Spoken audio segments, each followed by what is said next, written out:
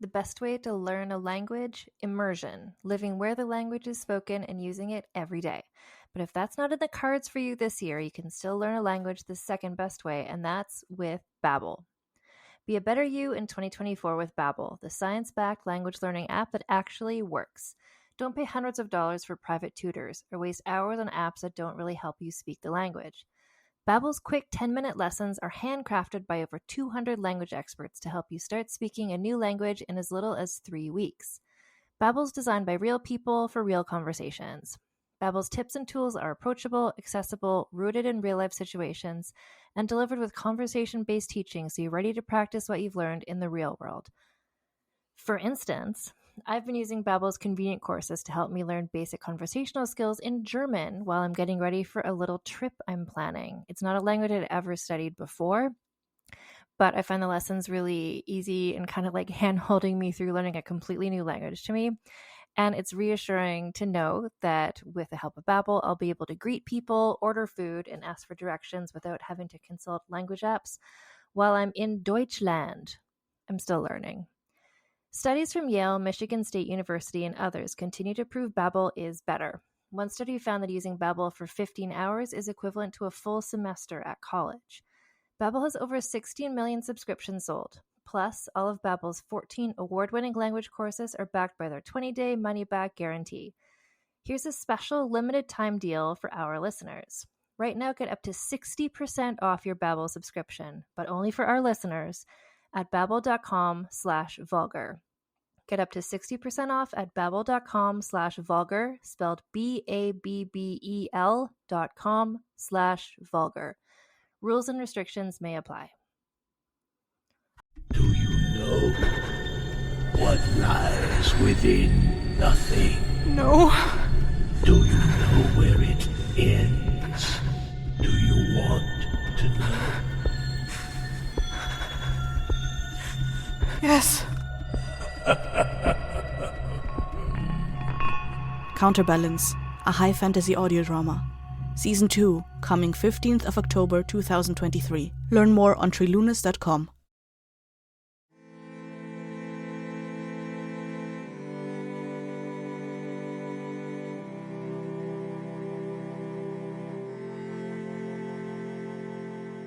Hello and welcome to Vulgar History, a feminist women's history comedy podcast. My name is Anne Foster, and this is a special investigative report. Well, it's more just like, let's have a conversation about something. So I'm in the midst of planning an episode about Queen Charlotte, the Queen of Great Britain, who the new TV show is about. Queen Charlotte, the Bridgerton spinoff. Her character was on the first Bridgerton series, and that's going to be coming next week. It's going to be the regular Vulgar History style episode where I'm going to be talking about her life and what was she really like, and, you know, she was born in this year, and here's the things that she did, sort of stuff. But with Queen Charlotte, there's this other big discussion to have that's about, did she have African ancestry? And if she did, what is the significance of that, if any?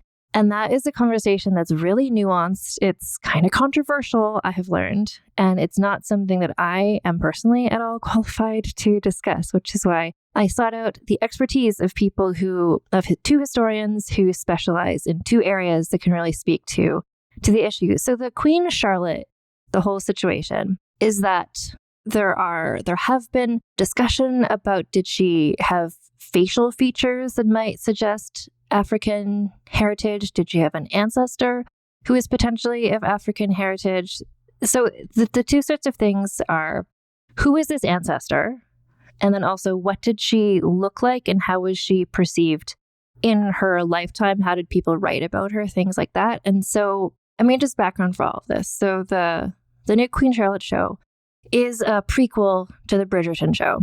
Bridgerton, the show, executive produced by Shonda Rhimes, and it's based on the series of romance novels by Julia Quinn. So the romance novels by Julia Quinn take place in the Regency era, which was the time period during which Charlotte was the queen because her husband was the king and her son was the regent. That's the Regency era. But Queen Charlotte does not appear in the Bridgerton novels. She was put in the TV show partially because, so I was looking at this article, a New York Times article by Julie Jacobs from 2020, which is, I think, when the first season of Bridgerton came out. And so it describes how the showrunner, so like we talk about this as a Shonda Rhimes show, but the person who is the showrunner, the like person in charge of Bridgerton, the original TV series, OG Bridgerton, is a person named Chris Van Dusen. And so Chris Van Dusen was sort of assigned to like figure out how to make these novels into a show. And he was thinking like, well, how can I, it's a Shondaland show. How can we make this show have the diversity that people, the racial diversity that people come to expect from a show executive produced by Shonda Rhimes, who did Grey's Anatomy and How to Get Away with Murder. Like this is kind of a core element of what her shows are like. And then Chris Van Dusen said, so he came across the information that some historians, some people, believe that Queen Charlotte was the descendant of a Portuguese royal family with African ancestry. That's what the New York Times says. We're going to explain. She was maybe the descendant of, we'll talk about it. But anyway, so Van Dusen's idea was to base the show in an alternative history in which Queen Charlotte's mixed race heritage was not only well established, but was transformative for Black people and other people of color in England. So this is what Chris Van Dusen said. So again, like Bridgerton itself is imagining a fantasy version of the Regency in the first place because it's based on romance novels. That's escapist. It's supposed to be like fun and we can all imagine ourselves there. And so what he says is, quote, "It made me wonder what that could have looked like. Could she have used her power to elevate other people of color in society? Could she have given them titles and lands and dukedoms?" And so then the New York Times article continues to say, though it is not explained until the middle of the season, the character of Queen Charlotte, who is brought to life with towering coiffures, pet Pomeranians, and a hunger for gossip, provides the explanation for the diverse gentry. It was she who bestowed an ability upon the Duke of Hastings' predecessors, positioning him to inherit a dukedom.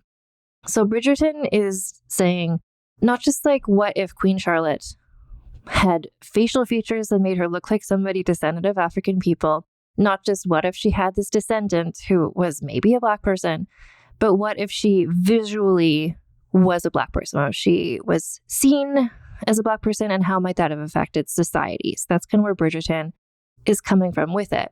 So why is there this concept, like rumors or myths, or I don't want to say that because that sounds like it's not true, but just like when you look at any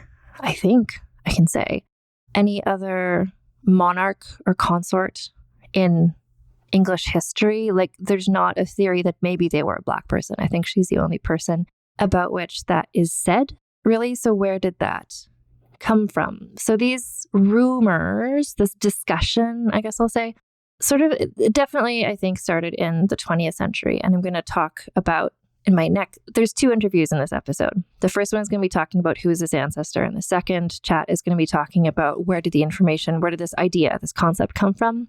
And so the first person who I am speaking to is Stacey Morrell, who is at Brown University. She is a Ph.D. candidate in the history department, where she works on the Western Mediterranean throughout much of the Middle Ages, with a particular emphasis on the relationships between gender, sexuality, and power.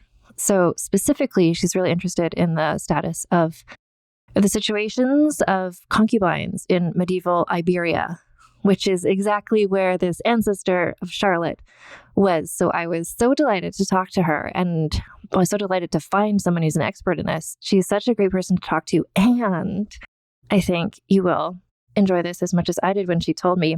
So after I'd invited her to be on the podcast, she was looking up, as anyone should, what is this podcast?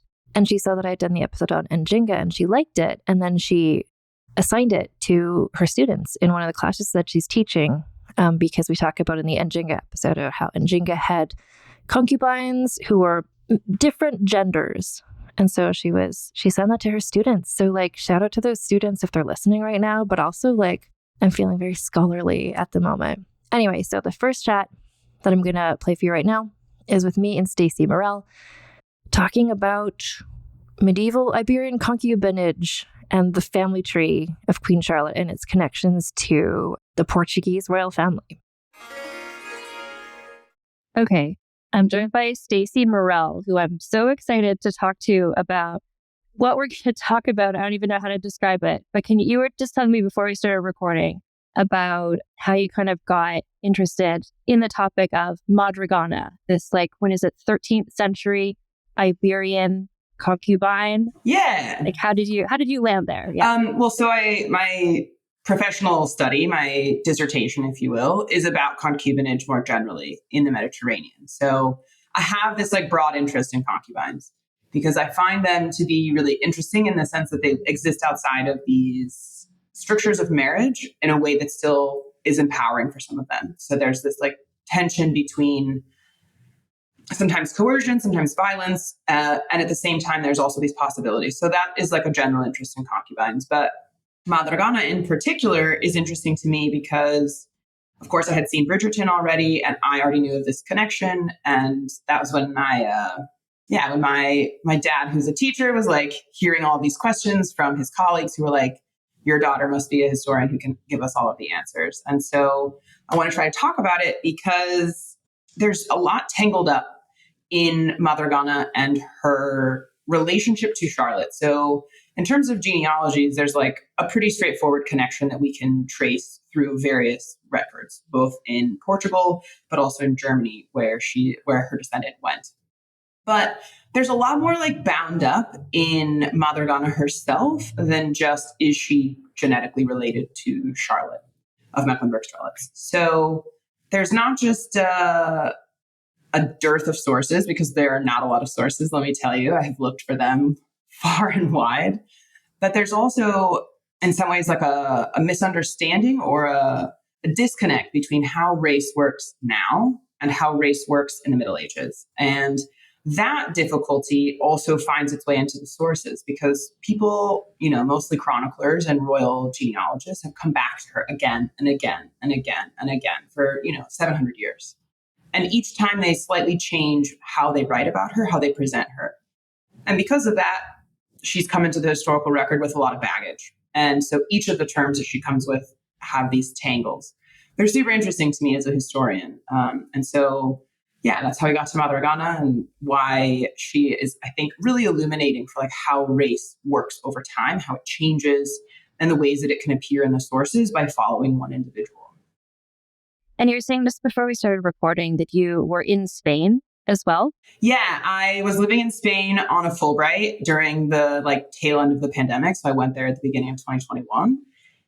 And so the reason that she is really interesting to me is because she has a counterpart in Spain whose name is Saida. And what has to be kept in mind about both Madrigana and about Saida is that the name that they possess is not, in fact, their names. So no one really knows Madrigana's name.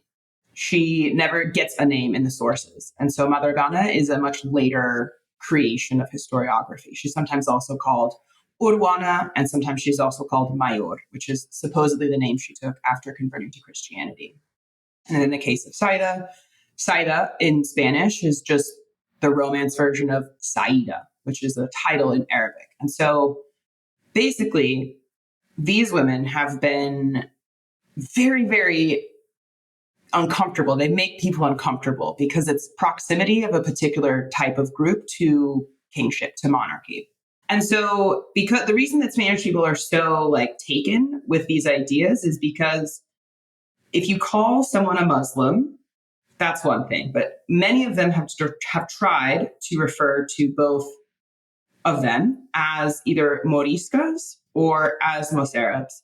And Mozarab is really, really bound up in Spanish nationalism, Portuguese nationalism. And so because of that, I was really interested in why concubinage would be connected to something like nationalism or ideas about who belongs in the medieval past and who doesn't. And I think that that's quite true about how people understand the Middle Ages in the US, which is that the Middle Ages are this super white, very masculine time period, and there's not really much space for anybody else. Or that Christianity is always throughout the Middle Ages paramount, that it's dominating the entire sphere of what would be considered the Western world. And that's just not true. And so I was let's use this concubine to turn ideas about belonging on its head, because she does show that, one, identities are unstable as they're understood historically, but also that the past matters, that there's a fundamental connection between past and present, and that it has power. And that's one of the questions that I wanted to learn what you have to say about. So the term, she's described in some sources as a Moor, and that can mean lots of different things. Can you explain all the different things that could mean and what you think it means in her instance? Yeah, absolutely. So Moor is a really complicated term. So anytime you ask a historian something, their answer will be, it's complicated. And that's totally true, because Moor changes also over time. So the origins of the word Moor are connected to the conquest of the Iberian Peninsula by Muslims of a very large and diverse group in the the beginning of the 8th century, basically. So there's this movement across North Africa from the Arabian Peninsula into Iberia. And so the word Moor comes out of that encounter. There is an earlier usage. It comes from like a Latin word, which is Maurus, and it refers to those from Mauritania or North Africa, so Roman Mauritania. And so most historians will tell you that Moor just means very basically Muslim.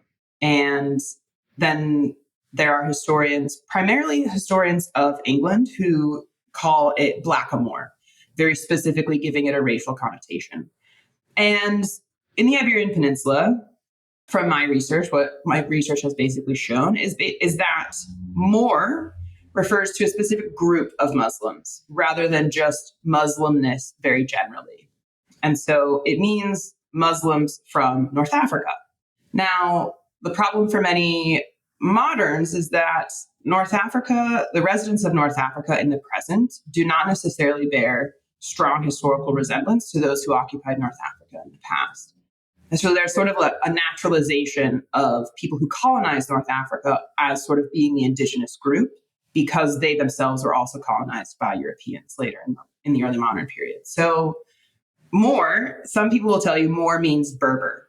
Now, Berber is also a super complicated word because it was invented just out of nowhere in the 7th century, in the 8th century. So the very end of the 7th into the beginning of the 8th century. And it means those people. So the Arabs used it to refer to the people in North Africa who are not Roman, who are not Byzantine, and who are not Arab. That leaves Africans, right? It's the continent of Africa. If it's not being used to describe those who are Europeans who have come, or Arabs who are also coming in as conquerors, that leaves Africans. And so when this conquering force goes into the Iberian Peninsula, that word is picked up into various vernaculars. So you might see it as Moro in Castilian, or you might see it as Mauro, which is what becomes Portuguese. And so that is often how Madrigana is described. Now, this is the 8th century, right? This is really when it comes together, is the 8th century. But its usage changes, of course. So by the time of, let's say, 15th century, when the Catholic kings conquered the last emirate of Granada in 1492, the majority of the people who are living as Muslims in Iberia aren't North Africans. There was plenty of replenishments of North African Muslims coming to the peninsula before that, particularly, reaching its peak in the 12th, 13th centuries, but later, not so much. And so because of that, later when sources say Moro, it does in fact mean just Muslim, because then they add the color word negro. So a Moro negro is a Muslim who is dark-skinned. A Moro is just a Moro who's a Muslim. So that's a really big answer and a lot to take in. But that means that the very first appearances of Madrigana, which are from the 13th century, that's when she would have lived. She was supposedly the concubine of Afonso III, who's ruling at the end of the 13th century. At that time, Mora would have carried the connotation of North African Muslim. And that is really telling, because a lot of North African Muslims and Muslims in general who appear in Christian sources, many of them are enslaved, because it is super legal to have Muslims as slaves in the Iberian Peninsula. If you are a Christian, it's also licit for Jews, and vice versa. So Muslims can take both of the other communities as slaves if they wish, although, it obviously is not as large scale in some circumstances. So, yeah, she most likely, because of this first appearance, right? And she's not named. She's just described as Mura. And she's the mother of possibly 2 children. And so that's how we know her from the beginning. A Mora without a name from the 13th century. And why did her descendants, how do you get from her, you don't need to get at the whole family tree of it all, but like, why did her descendants, like, how do we trace it back to her? Like, what was a notable person who was one of her descendants that the like German royals came from? So she is, I'm not a German historian, so I had to make this genealogy. So I'm going to pull it up really quickly because there's one particular person that I want us to be able to think about. The connection between them, right, is through Madrigana's son, Martim Afonso Cichurro. He is the son of a king. And even though he's not the son of the queen, he's entitled to certain status, right, to a degree of mobility. So he himself ends up contracting marriage with a relatively well-off noblewoman from Portugal. Now, not until 4 generations later, so we're already in the 1440s. So a descendant whose name is Margarita, she marries this random German guy, Joan. So Joan of like Neufchâtel. And this is at a time, this is the 15th century. So there's quite a bit of looking to the continent by Iberians. And because they have this connection to the royal house, descended through Martim Afonso, there's this sort of like, okay, you're noble, but you have this connection. So yeah, we're going to send Margarita away. She's going to marry this guy, Joan. Now, I don't know very much about Margarita. She was given a decent dowry because the Portuguese are very, very, the way that they do dowries in noble marriages is very regulated. There's like a pretty consistent practice. And usually they'd be allowed to like administer their own properties, their own goods, stuff like that. So that follows her to like the Holy Roman Empire, which becomes Germany. And then several generations later, Charlotte of Mecklenburg-Strelitz is born. So there's not a ton of like close connection with Portugal after that. The descendants of Margarita they're all married into like princely families of the empire. And that's really the sort of like end, I guess you could say, of like the connection to her place of origin, to Margarita's place of origin. And is it through Margarita that we know about the connection to Madrigana? I think I saw that somewhere. Like who was the first person to look at this family tree and to figure out this connection? So in my research, the first person that has like pointed it out is a historian in the 90s, whose name is Mario de Valdez y Cocom. And he was just sort of interested because there's some art from the 16th century that's about like Margarita's entourage. So who comes with her into Germany, into the empire? And there are depictions of what look to be Black Africans. And so then there's this connection of like, well, who is Margarita then? Is she connected to them? Like, how does she know these people? So basically, is it like, are these slaves that are being taken recently? Are they descendants of some sort of like noble family and therefore in a position of not slavery, but servitude? Sort of like ladies in waiting who have not a lot of standing, but some. Or are they actually just like slaves who've been taken because Portugal is a huge slave trading center in the 1500s? And so that was the question that sort of arose. And then following back, like, who is Margarita? Like, who is she herself? And then it comes to this connection. Now, I couldn't actually tell you. I mean, there's just historians, so I'm not sure who the first historian to coin Madrigana as her name is. But that's just how historians refer to her. And so then they just followed it up to this guy, Martim, and the sources at that time say he's the son of a Mora. So can you tell more about what we know about Madrigana and how she wound up in the role of becoming the concubine to the king?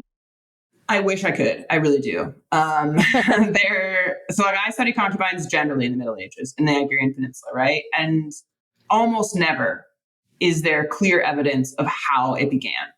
So there are a couple of cases. Actually, I saw that you did a podcast about Inés de Castro, which is really interesting to me because she is a fun story. But in her case, of course, she followed an entourage of another person and then ends up becoming a concubine in that way. But most other concubines, there's a reason that they become a concubine, which is that they might have membership in a strategic family line, and therefore they're going to leverage that vis-a-vis the king and assure some sort of relationship between the crown and their family, but also act as like the extension of royal power. That's for noble women.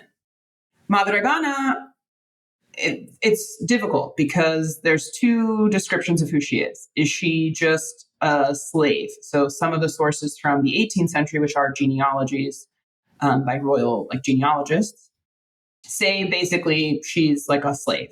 She's just like a mora who was enslaved. But then later, there's people who are like, no, she's noble. She's the daughter of this alcaide, which is like the governor of a place called Faro, which is like very, very, very southern Portugal. Now, if she is in fact, so it's unclear if she is the daughter of that person, because the first source she appears in does not describe her that way. It's a little bit later, the giving of nobility. So if that's the case, that could be connected to the like Morisca thing, because if they're saying she's a Morisca, that implies she converted to Christianity, whether that's like her herself or her ancestors converted from Islam to Christianity. So if she is the daughter of this guy, it makes sense in some ways as forming an alliance between the king and the alcaide to have this intimate relationship between the alcaide and his daughter with the king. So if that's true, that's probably some of the logic behind it. So part of what I have to do in this case is rely on examples, similar examples that I have slightly more information about. So in Spain, Saida, who's also a Muslim who becomes the concubine of the king, she is fleeing war, essentially. There's like quite a bit of infighting going on between various city-states in the southern part of Spain, and then some conquerors who are coming from below the straits, so like from North Africa. And she flees. She leaves the city that she's born in, and she ends up in the city where the king is, and she ends up becoming his concubine. Now, did she initiate it? Did he initiate it? Did she consent? Who knows? Who really knows? It's a really, really tangled up question. But what something has to be kept in mind is that these women who are Muslims are coming from a culture where concubinage works super differently than it does among Christians. And so concubinage is not necessarily like illicit. It's not hidden. It's not, I mean, even in the Middle Ages, concubinage of kings is not, it's not on the side. It's not like, oh my God, like we have to hide from everybody else. No one wants to know that I'm a concubine. It's pretty straightforward. Like we're at the core. This is my concubine. This is what it is. These are our children. So for these women to come from a context where men have lots of concubines, and concubinage is the number one form of social mobility. So in the Islamic world, that is the number one form of social mobility for women specifically. And so how she comes to be the concubine of Afonso III, did she think about sort of like how to leverage herself if she's from a slightly lower status, if she's not the daughter of the alcaide and sees this opportunity? That's absolutely possible, because so Afonso had 8 other concubines aside from Madrigana. And many of them are noble Christian women. And so that obviously is functioning differently. Just for lots of reasons that I could talk about, because this is my thing. I love concubines as my students, and literally anyone who's been in graduate school with me will tell you. But so for me, I think what's really important is that we have to also see Madrigana and Afonso as it's an interfaith cross-cultural encounter. And race can function in ways that resemble biology in the Middle Ages, but it doesn't have to. It's not biological race in the 12th, 13th centuries. It's functioning along faith lines. So if you think about race as sort of like a structural relationship, I'm a structuralist, I'm sorry, I have to admit to that. But if you think about race like this, as like creating these sort of differences to create a point about hierarchy, then it functions really intensely along religious lines in the Middle Ages. So you see Christians thinking about Muslims in a way that we would call race thinking. That's sort of like how to treat them in a specific way based on these like characteristics that have been assigned to them as a group.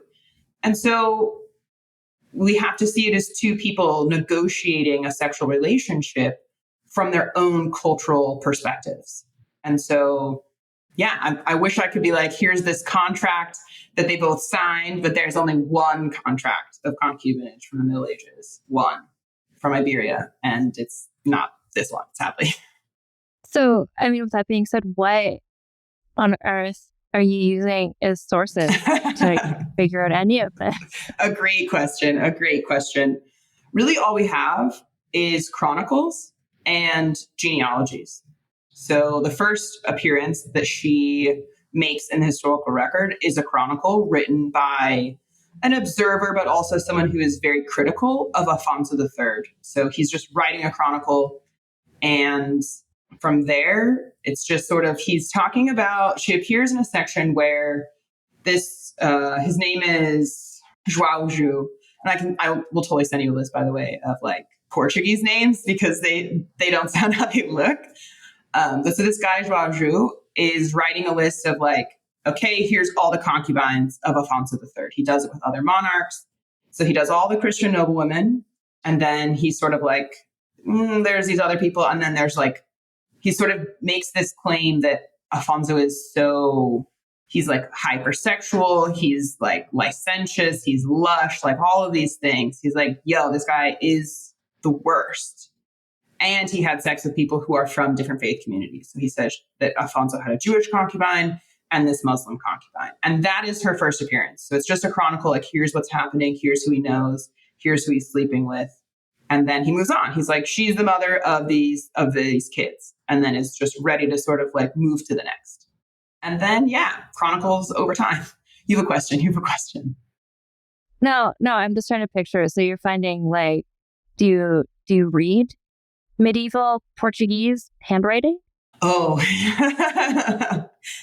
well, so yes, paleography is the like practice of reading medieval manuscripts. And it is hard because if you ever went to the doctor and you saw your prescription and it was like, what the hell does this say? That's what reading medieval manuscripts is like. They're very, very difficult because they have a lot of abbreviations. So it'll be like one word that has, let's say the word mora. It might be written M-R-A, and O-U have been omitted because it's too long for the like monks to write or for the copyists to write. So they just put a bar and they're like, keep it moving.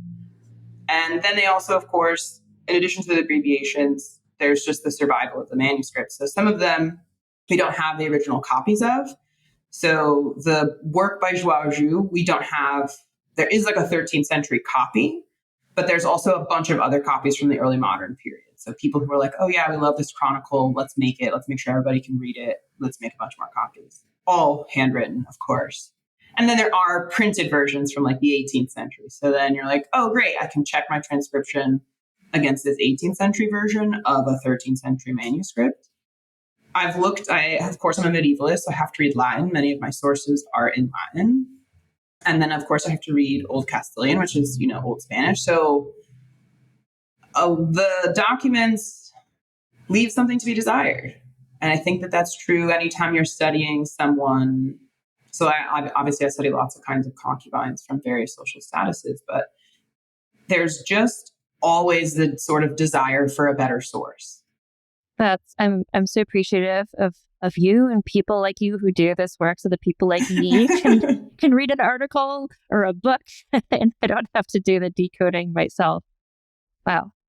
I wanted to ask you, like, in terms of just this whole conversation we're having, the discussion, like what I think you said your father had asked you about this in the first place, like the discussion of like, what do you see the significance of? Like you trace this family tree, you found what can be found about Madragana, but the significance of that in terms of Queen Charlotte, like what do you think about that as a discussion? Yeah, I think two things. And one of them is specifically about Queen Charlotte and Bridgerton. So like, I'm going to separate Queen Charlotte and Bridgerton and then like Queen Charlotte as Queen Charlotte. So the reason that I think that it's interesting is people's reactions to Madragana, whether that's scholars, whether that's the royal family, whoever it is. It tells you a lot about how they think about the proper or ideal relationship between Blackness, Muslimness, and monarchy. And there's this idea that's sort of like, well, monarchy is a white thing. Monarchy is a Christian thing. And so you can sort of see these fault lines in institutions where there's sort of these assumptions about who gets to be there and who doesn't get to be there. And I think that that's super true for history, like who gets to be in these grand narratives that we spin that people treat as sort of like foundational to who they are. If you have a Black queen of the British Empire in the Regency period, that's going to throw into a lot of questions like, okay, but they're a slave trading empire. They're super colonial. What are they doing with their subjects? And so when I found this out, I was so excited. I have to tell you, it was probably one of my favorite days as a historian because one of my other concubines that I study, who I mentioned, Saida, is supposedly related to Queen Elizabeth II, according to this like apologia written by these British guys right after her accession in the 50s. And they were like, because she's descended from this woman, Saida, she is descended from the Prophet Muhammad, and therefore she can rule over any Muslims in the Commonwealth. And I was like, so it's called Blood Royal is the name of this apologia. And it's wild to me to think so that's an even greater genealogical connection. So 19 generations between Elizabeth II and Saida. And, Madrigana and Charlotte are only 15 generations separate. So there was all of this sort of like justifications for why a white British woman can rule over Muslims. Oh, it's because she's a genealogical connection to this concubine. But they were always like, so this particular concubine did convert to Christianity and took a new name and, married a king. And like they had a child who died and they had a daughter. So whatever. That's like a whole thing. But the point is that if it's this super distant connection that can be put in like whiteness, like in a safe white body, it's totally okay. Muslimness, as long as it's like transformed by Christianity and whiteness, it's totally okay. No problem. Elizabeth II, you're great. You have this connection and we love it. But Charlotte, it's like, okay, there's a connection to Blackness in addition to a connection to Muslimness, and that's not okay. And that is really interesting to me because that tells you a lot about the ways in which these like patterns of race thinking of who gets to be where, who gets to say what, who gets to have what power. It tells you a lot about it. Like it tells you a lot about what people think. And so like the British public were like, yeah, of course, Elizabeth can rule the Commonwealth. And then you have people when Meghan Markle is like getting married to Harry and they're like, no way, Black people in the monarchy, we don't like that. And then it's like, wait, there's Charlotte. We don't like that either. And so I got really excited. I got so loud. People who know me know my voice is like normally really loud because I get excited. But so I think that that's why it's an interesting thing to think about because these two, they're very similar connections and they're both, these concubines who have connections to the Muslim world. And then they have these connections to these queens. Now, my second answer, I'm a historian, so I talk a lot. I'm very sorry about that. But No. This is like, I have a podcast because I have so much to say. So I'm happy to talk to someone who also has lots to say. Yeah. But what I do think about Queen Charlotte and Bridgerton, and I have a lot of opinions generally about Bridgerton. And, there are flaws in all shows. But one thing that I think that's really important that they do is to insist upon the presence of Black people in the past, in these grand narratives that have been constructed as part of these like national identities, national myths. And so I really like that they insist upon that presence and also the proximity of Blackness to power, because that is a historical truth. And so I'm very here for that. Even though, in the first season of Bridgerton, very few Black characters speak, or they're just sort of like in the background. So although I think that there's like room to do more, part of my work as a historian is to sort of excavate these histories of people who have been, removed from the historical record or treated as sort of like meaningless to these like ideas of progress or whatever. And so I understand the sort of like impetus behind the show, and I'm here for it. So when you were inspired in the first place partially by your family and people asking you for questions, knowing your specialty and talking about Queen Charlotte, how do you explain this to non-historian people? If they're like, oh my God, was she really Black? Like, what would you say? I've been asked this question before. So what I usually say is it's complicated, but probably.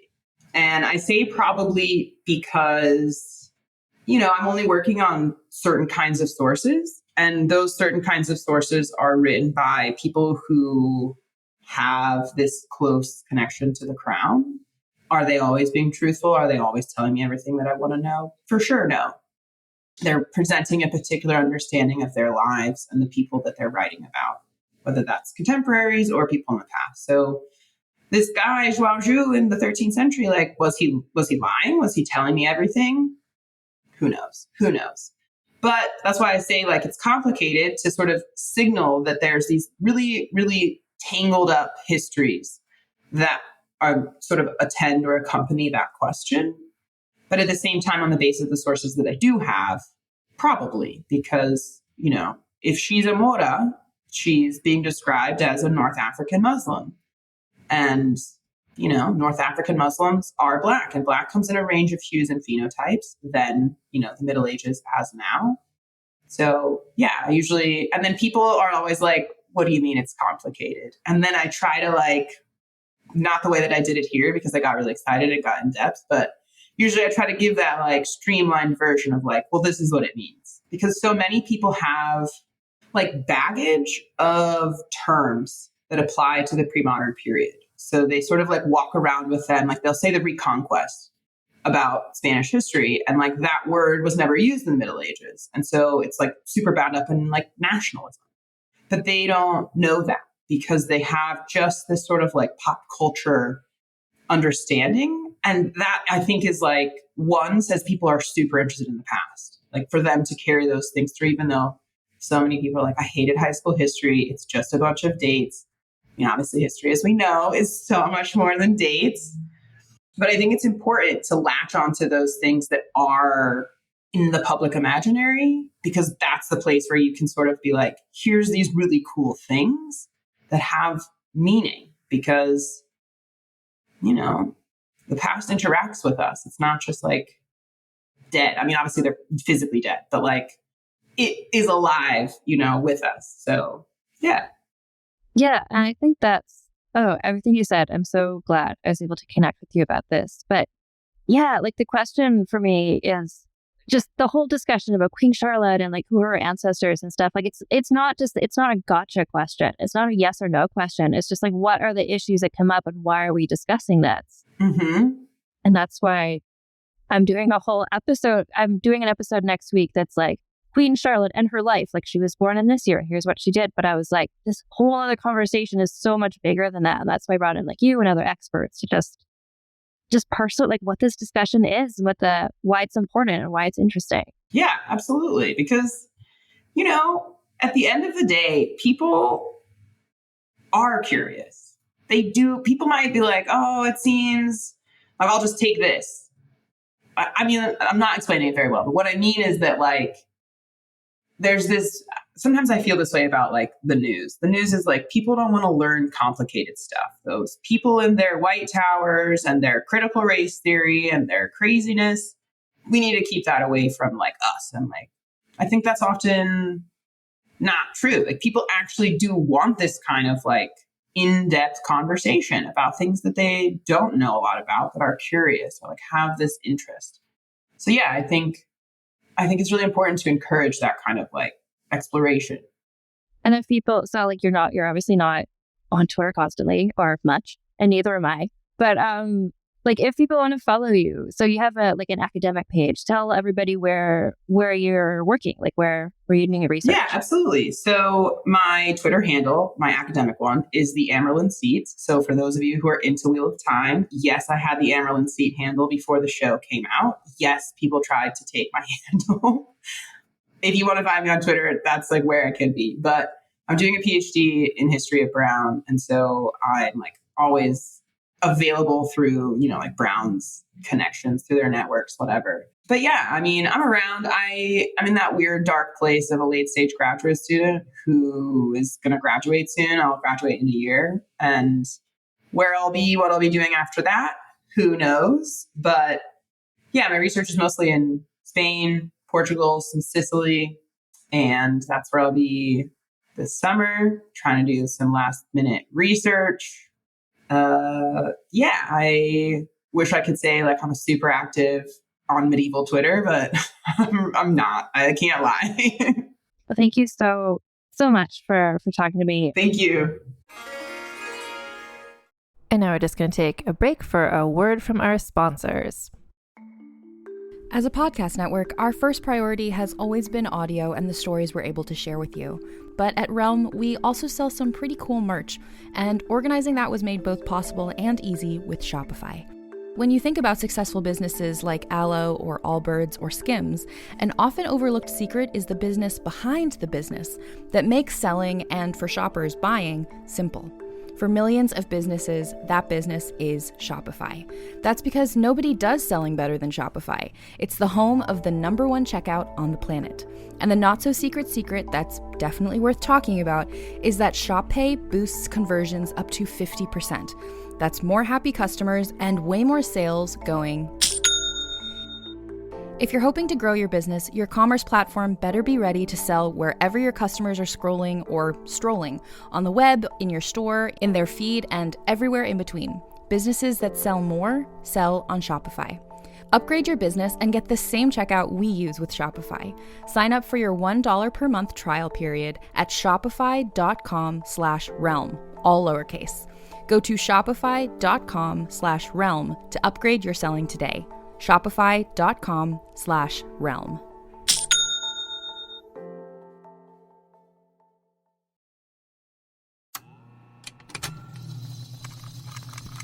Contained herein are the heresies of Radolf Buntwine, erstwhile monk turned traveling medical investigator.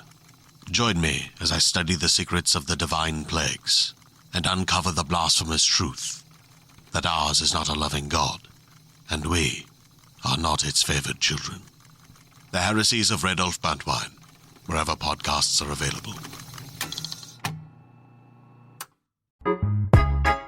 People often look at me with confusion when I ask them what their only one in the room story is. They think it has to be like mine, where I went to a 600-person event and discovered that I was the only Black person there.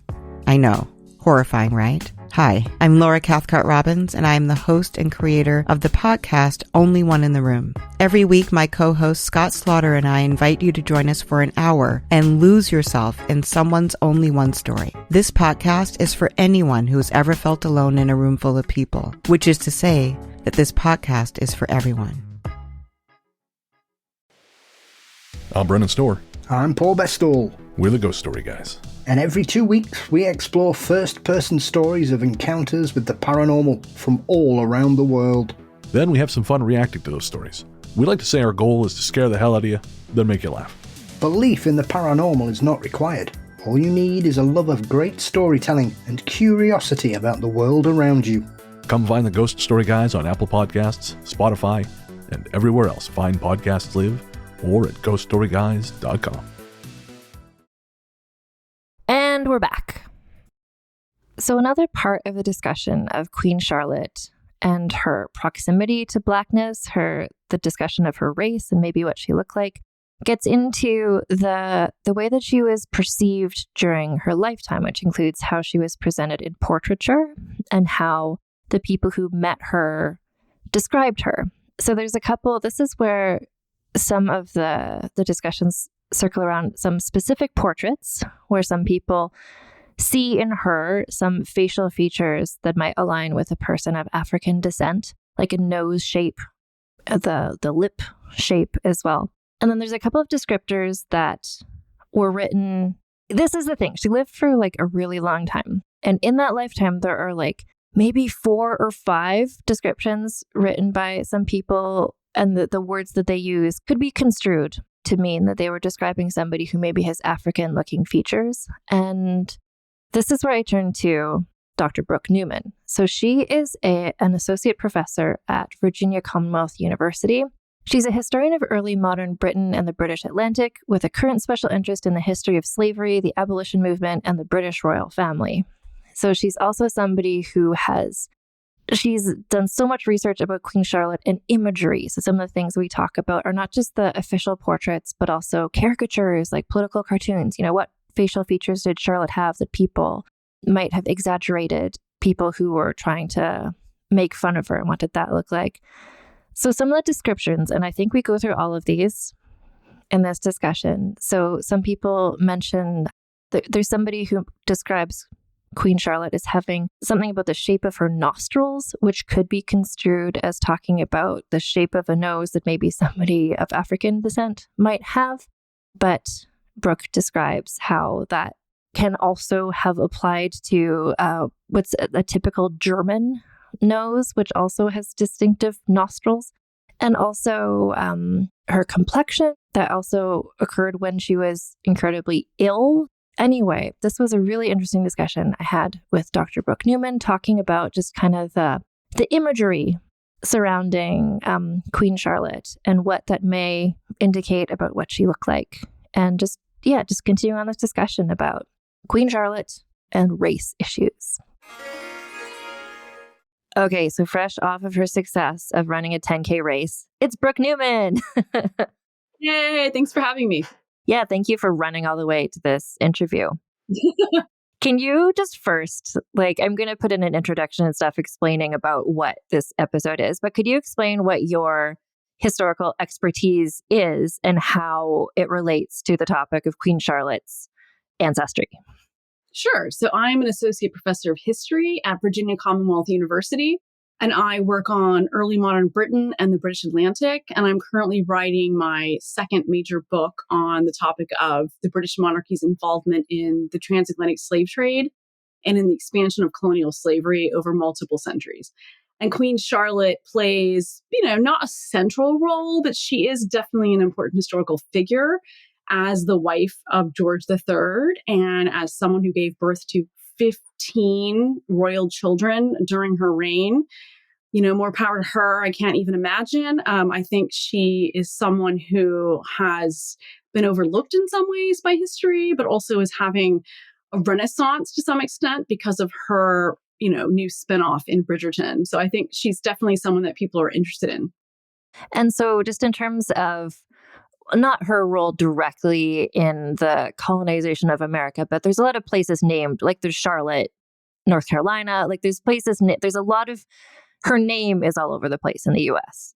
Yes. And actually, it's Charlotte, North Carolina, that is one of the reasons why there are so many different rumors about the ancestry of Queen Charlotte. And, and a lot of this has to do with the fact that in Charlotte, North Carolina, people in the 20th century wanted to push back against white supremacy and against racism. And they have a town named after George III's wife. And obviously, she is the British Queen during the height of the British Empire, when the British Empire is at its peak in terms of its involvement in the slave trade. But at the same time, there is a push to really, I think, rehabilitate her to some extent because she is the patron queen of Charlotte, North Carolina. And so in the 1980s, there was a new statue that was unveiled in Charlotte. This is around 1989. And there were some people who said initially, and they were writing letters in to the editor of newspapers, well, this statue is lacking the features that have been seen in some of the images of Queen Charlotte that make her look African. And at the time, I think this was a bit surprising to some people in Charlotte because they hadn't really heard any of these rumors before. And also, this is granted before the internet. So it's not like this was something that you could easily look up. But there had been some previous claims that perhaps Queen Charlotte had African ancestry, but this was primarily based off of a couple of images of her that were painted or reproductions that were made in the early 1760s when she was 17, 18 years old, right when she married George III.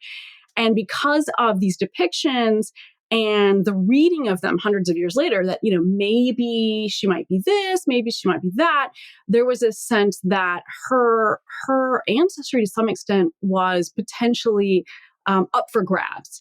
And I think that the sort of general pushback against yet another white figure that was being memorialized came from a good place, but it wasn't necessarily from historically accurate place in the 1980s in Charlotte, North Carolina.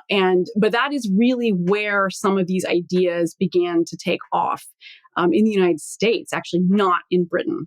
And so it's sort of, I don't want to say like reverse evidence, but it's like you look at the portrait, think like you recognize some features and think, well, let's retroactively figure out why maybe that's what she looked like. It's not finding the evidence.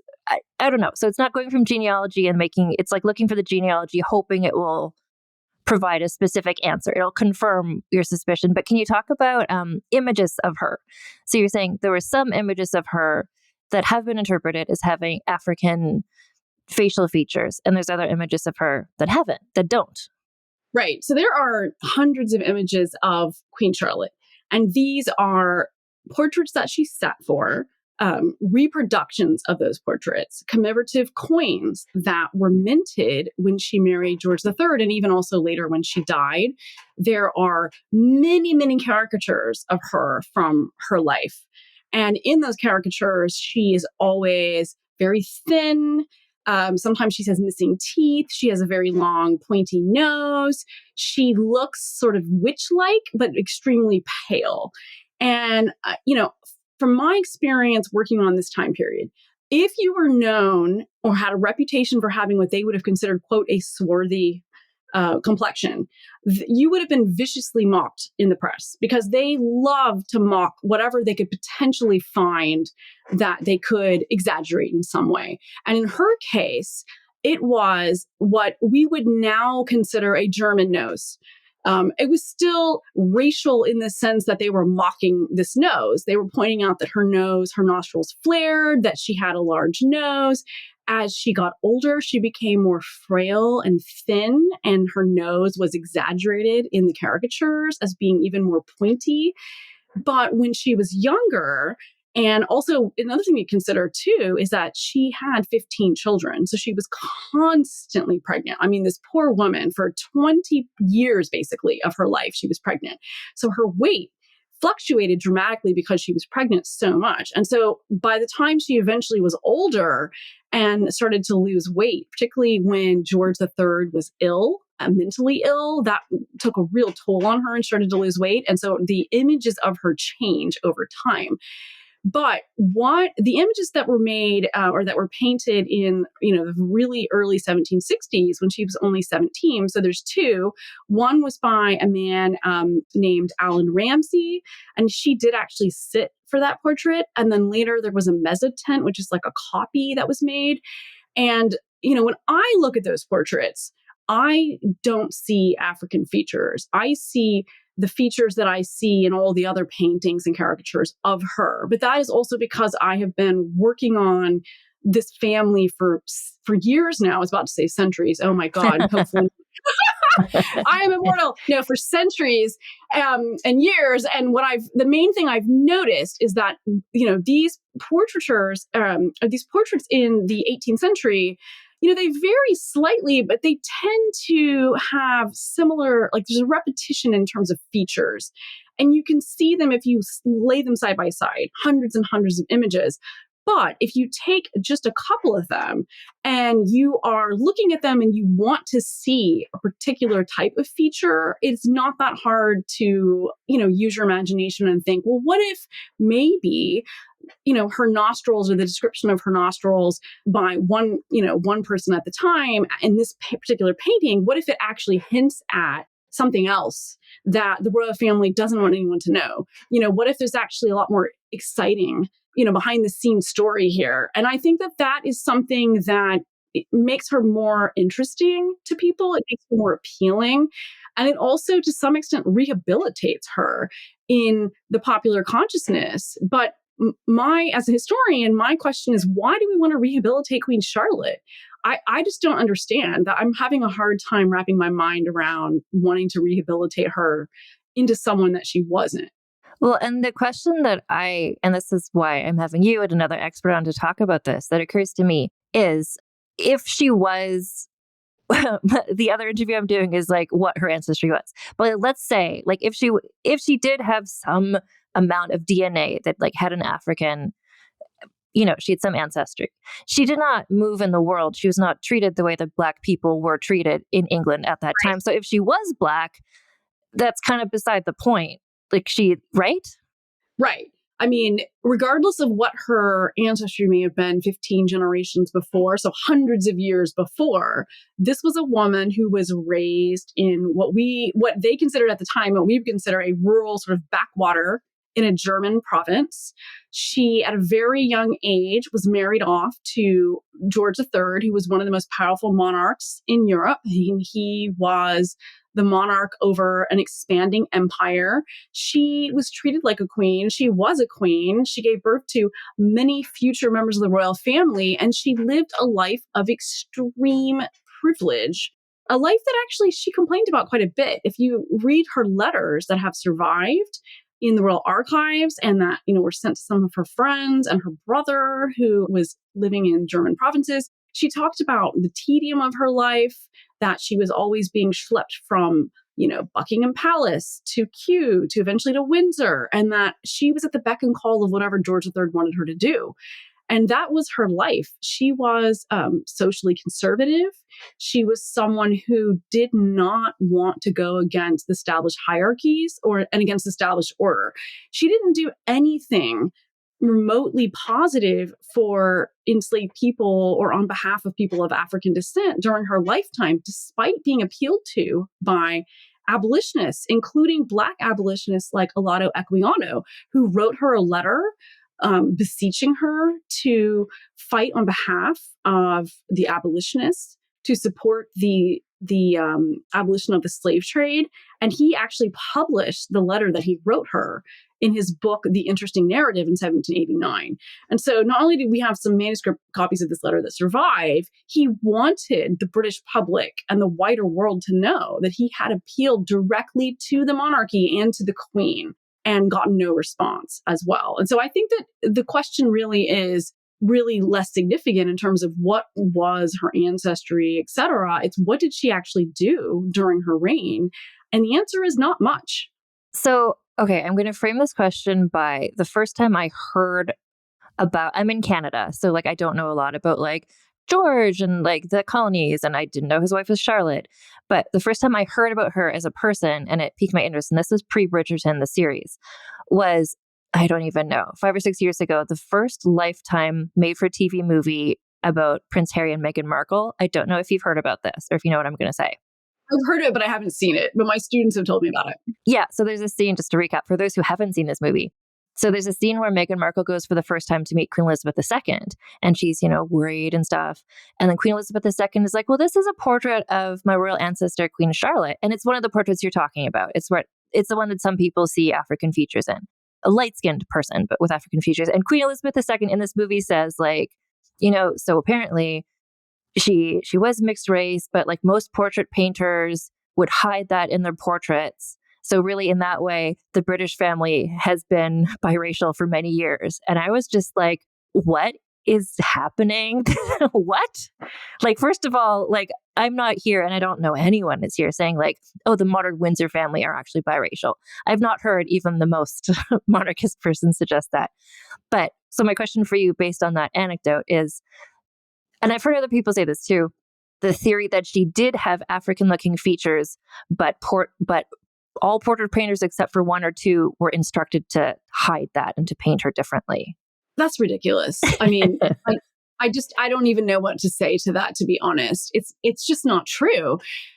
It's not true because, yes, the royal family had a significant amount of influence over their official portraits, but that is about it. I mean, we're talking about the 18th and early 19th centuries when people in the royal family were viciously mocked.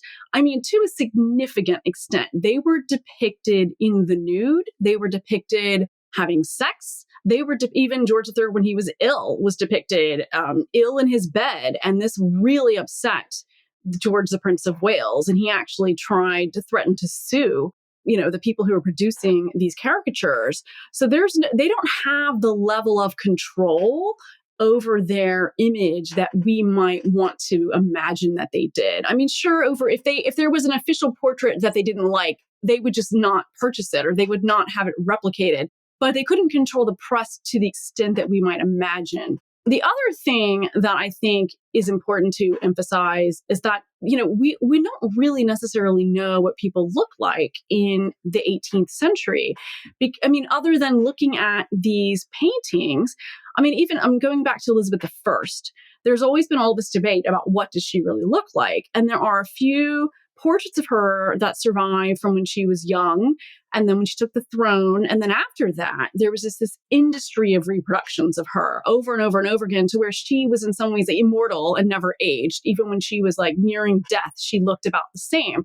But with Charlotte, there are actually some images of her that were some depictions of her that are painted when she's young, when she's middle-aged, and then when she's older. And actually, there's a painting of her where that actually she did not like, and George III didn't like either, painted not long after his really serious illness in 1788, where she looks tired, she looks frail, and it is a very honest-looking depiction of her that the royal family did not like, and they did not want it to be reproduced. None of those features that people have been fixating on are seen in this image. And so I think that in some ways we're reading too literally into visual representations in the 18th century. The other thing I wanted to mention, just because I forgot to mention this earlier, is that King William IV, he was the only member of the royal family as a teenager who was in the Royal Navy and actually traveled around the Atlantic world. He visited Jamaica and places like that. And he was rumored, and there are eyewitness accounts, that he had sexual relationships with enslaved women of color. These relationships and the rumors of them got back to the press in Britain, and he was mocked. And there were caricatures of him, in a hammock with a Black woman. This at the time would have been truly shocking to depict a member of the royal family, with a Black woman in a sexually suggestive manner. And there's more than one of him in this particular depiction. If Queen Charlotte had even a remote resemblance to someone of African descent at the time, she would have absolutely been mocked in that way. During the abolition debate, the royal family was mocked, including her. And particularly there was a sugar boycott in 1792. And allegedly, the royal family claimed that they were going to participate in this boycott because it was so popular all across the country. And there were thousands and thousands of people boycotting sugar that was produced by slave labor. But the caricatures that were by Gilray and Isaac Cruikshank that were produced of the royal family show them around a tea table. And, they're essentially George and Charlotte are telling their daughters, don't put sugar in your tea. It's so great without it. And the daughters are moping, and they're essentially mocking the royal family, saying, these people are just pretending to care about slavery, when really they're just excited they can finally tell their daughters, oh, you don't need sugar, and save money. And so they were mocking them for that. But in those depictions, both of them look, in Germanic, essentially, is what I'm saying. There's another, I was listening to just some other podcasts discussing this issue just to kind of get a sense of what the conversation is. And so another concept that I've encountered is that the royal family, I'm just I know you're going to explain why this is wrong, but I'll just explain it to you first. That the royal family wanted the queen to be depicted looking like a Black person on the coinage and on the portraits that were sent to places like Jamaica so that they would support the monarchy more. That's a myth. Okay. Yeah, that is not true. That is definitely not true. And actually, I've looked at the depictions of the queen on the coins and so forth, and she does not look like she is African or of African descent. And I'm not exactly sure where that rumor, I'm not sure where that came from. I've actually been digging into this, and I just cannot figure out where it came from. But I will say that, and I think people may be surprised to hear this, but so these rumors about her potentially being of, mixed race began prior to Harry and Meghan dating, but they resurfaced with a vengeance once they became engaged. And in my opinion, one of the main reasons why this narrative came back with such force was to undermine Meghan, and to undermine the historic nature of her marriage into the royal family. Because here you have a woman who actually is descended from enslaved ancestors, marrying for the first time into the royal family. And not only that, she identifies as someone who is mixed race. She identifies as someone who, grew up in this scenario. And it's a really important moment.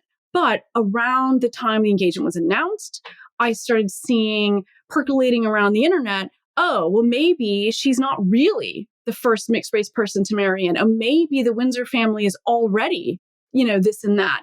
And I was thinking, well, that's very interesting, because what is really happening here is that Meghan is being attacked by the press, particularly in the UK and the tabloids, for not being white on one hand. But then on the other hand, they're saying, oh, but also she's not really that special either, because there's this other woman hundreds of years ago who probably maybe was of African descent and probably maybe really did look Black, but that was all hidden and it was all a conspiracy. And so there was a lot going on there that needed to be unpacked, that ultimately boiled down to a lot of misinformation and its replication. And unfortunately, I have to say, I will blame, and I hate to do this, but I will blame a lot of journalists for this, because they took an idea and they ran with it, and it became sensationalized, and it ended up on Wikipedia. And if you Google Queen Charlotte ancestry or Queen Charlotte Black or Queen Charlotte African, it is an explosion of findings, none of which are based on the actual historical record. And that is problematic, because when you have misinformation spreading in this way on the internet, it gets to the point where when you actually say, well, wait a minute, let's stop and unpack these claims, people get angry because they think you're just trying to attack her identity or attack the fact that maybe she was Black and what does that mean, rather than let's really look at these claims and see if they're legitimate. And as a historian, I don't take things for granted. I tend to sit with them and dig as much as I can to see, where did this come from and why? Well, and it's really interesting that we're having this conversation now. Like, the Queen Charlotte Bridgerton series is just coming out when this episode airs, I think that same day. But we're also in a moment where I think that same day or the next week, there's the new Cleopatra series. So there's that discussion happening now, which I've seen so much. It's not the same discussion, but it's a similar discussion, except for, I don't know. This isn't a Cleopatra podcast, but I saw somebody say that Cleopatra is one of the women in history about whom we can almost guarantee exactly who her ancestors were, because the Ptolemies kept marrying its own family. Each other. Yeah. Exactly. No, that was their whole deal. It's like, what was her ancestry? Well, it's like just this. It's like there's not in-laws. It's just Macedonian. So with Charlotte, it's a similar conversation. Well, I guess it's different because the Cleopatra, that's a documentary, and it's not presenting what if Cleopatra was a Black woman. It's presenting Cleopatra was a Black woman in a documentary format, whereas Bridgerton is already an elevated fantasy. Right. And Bridgerton never claimed to be historic and true. Yeah. I've read the novels. This is a fluff historical romance. It's fun. The novels are fun. The series is great. I'm a fan of the series. I can't wait for the spinoff. But we're reading way too much into fantasy and into, and actually Shonda Rhimes said, in her mind, this was an alternate universe to some extent. Let's imagine an alternate universe where people of African descent actually have a position of privilege and power in this society, where actually a woman is queen in this scenario, where there are members of the aristocracy who are Black, and yet they still have to contend with some prejudice, but they have reached the higher echelons of society. And I have a number of historian friends who have found Bridgerton really problematic, because they believe that Bridgerton in some ways takes away from the reality of what it was like to actually be of African descent in the late 18th and early 19th centuries. That it was, an enormous struggle, that it was extremely hard to be accepted in this time period. Obviously, this is the moment when you have formerly enslaved people pushing against slavery and the slave trade and really being ignored for a number of years. And so there's some sense that, well, maybe this is going to give people a false impression. And my response to that is mixed to some extent, because on the one hand, I agree. And even these rumors about Charlotte and her ancestry, it has troubled me a little bit about why are we trying to rehabilitate and change Charlotte when there are so many other people of African descent around the world who deserve to have their stories told, who actually identified as a person of mixed racial ancestry or African descent, who, we should be focusing on telling those stories versus this white woman who was a queen, during this time. But on the other hand, I think Bridgerton is, it's a good show. It has diverse casting. It's a fun show. And I'm hoping it'll lead to more interesting historical depictions and also more diverse casting like Hamilton, which I personally am a huge fan of and I would like to see more of. And so I think the main message really is the public should be receptive to these sorts of shows, but they should also do a little digging to see, what's the real story for, people living in this time period. How hard would it have really been for someone like Queen Charlotte to actually be of African descent and or identify as a Black woman? It would have been impossible in the 18th and early 19th centuries. I mean, look at what happened to Meghan Markle in the 21st century. That is really, I think, what we should be thinking about. That's a really good point, and I really do want to emphasize that to anyone who's listening. Like, both you and I are fans of Bridgerton. We're not here to be like, boo. We're both here to be like, can't wait to watch this new Queen Charlotte series. The costumes look amazing. Like, I'm into it. I have no problem with changing historical things to make a more fun, fluffy, TV story. And it's such a nuanced thing. Like the difference between, you mentioned Hamilton, or there was recently, like in the last couple of years, there was a show in England or in Britain that was about Anne Boleyn, and they cast Jodie Turner-Smith, right? Yeah. Or there was the Mary Queen of Scots movie, and Gemma Chan was cast as Bess of Hardwick. Like, that's not being like, what if Bess of Hardwick was Chinese? Like, that was not. Right. They were just like, let's just cast people so that this, and I think more and more nowadays, in a good way, I think television programming, if you have a cast that's all white people, that just feels uncomfortable. I think you want to have like a representation that kind of looks more diverse, like what contemporary society is like. So if you're doing a historical thing, you can either do the Hamilton approach where it's like, Hamilton is not being like, what if Aaron Burr was a Black man? No, it's just like, we just cast a bunch of people and they're in these roles and they're good at it.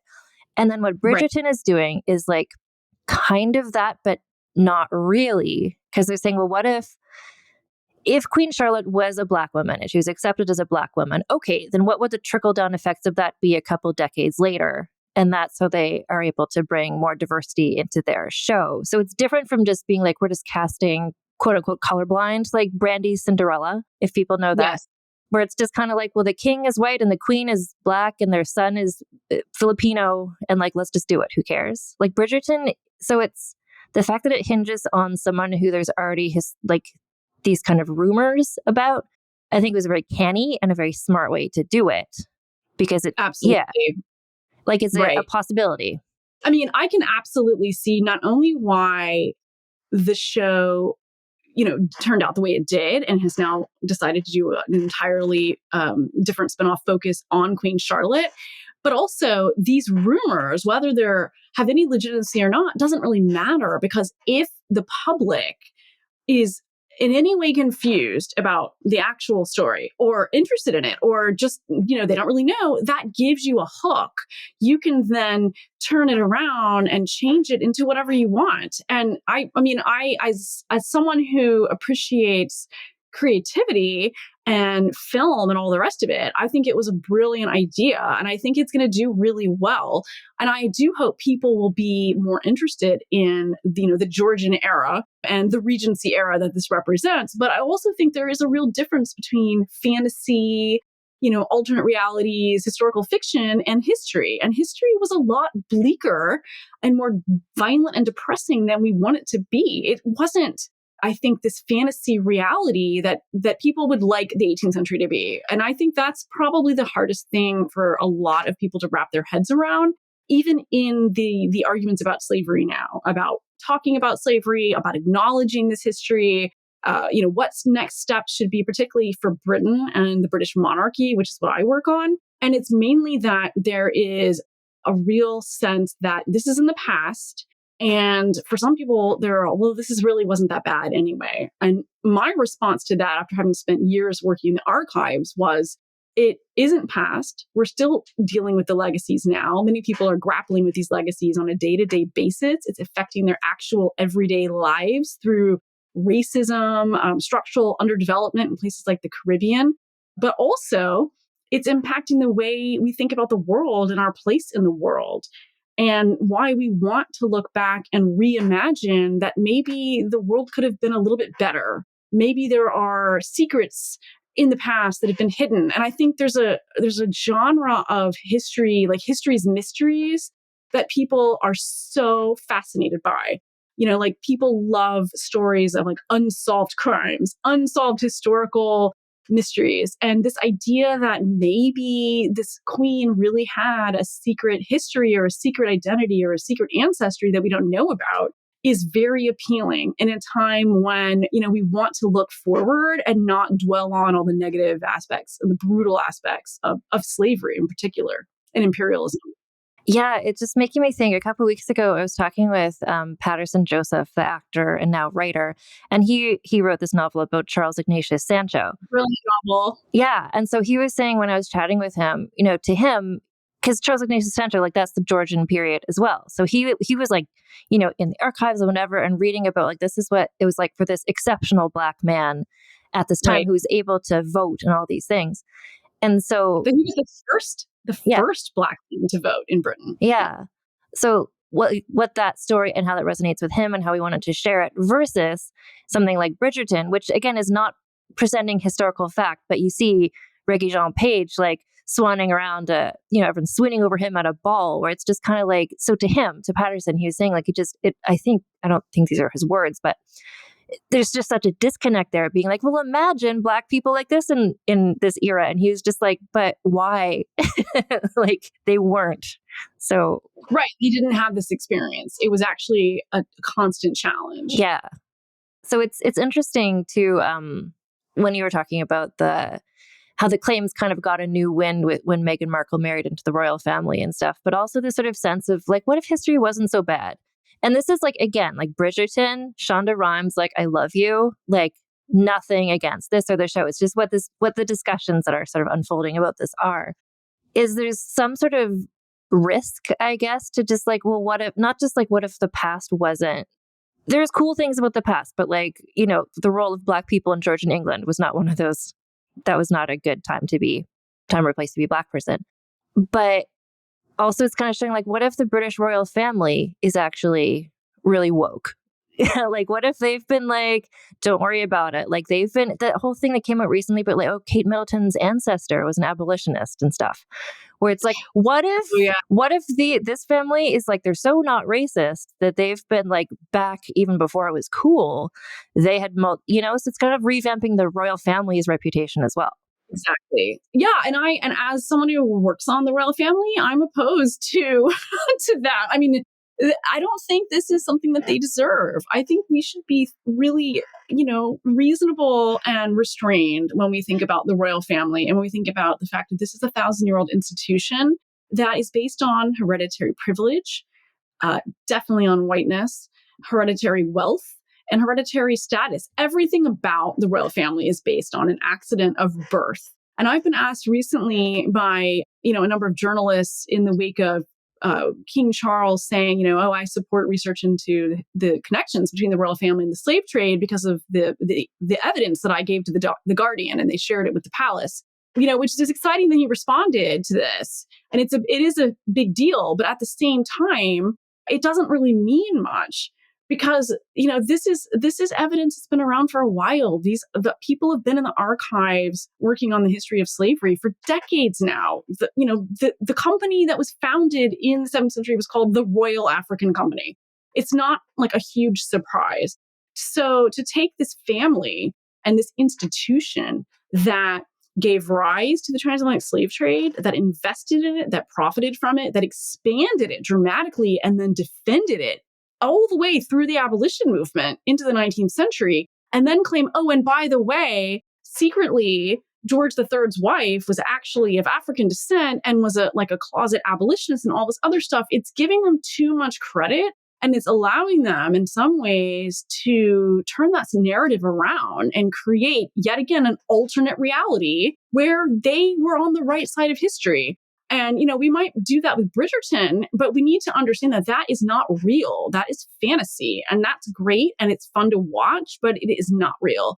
And Meghan Markle, I'm sure, would be the first person to point out that that was absolutely not her experience marrying into this family. She was not protected by this institution, and they didn't really understand what she was going through as a woman of mixed ancestry. That is one of the claims, because obviously I've read about all of this and what she went through.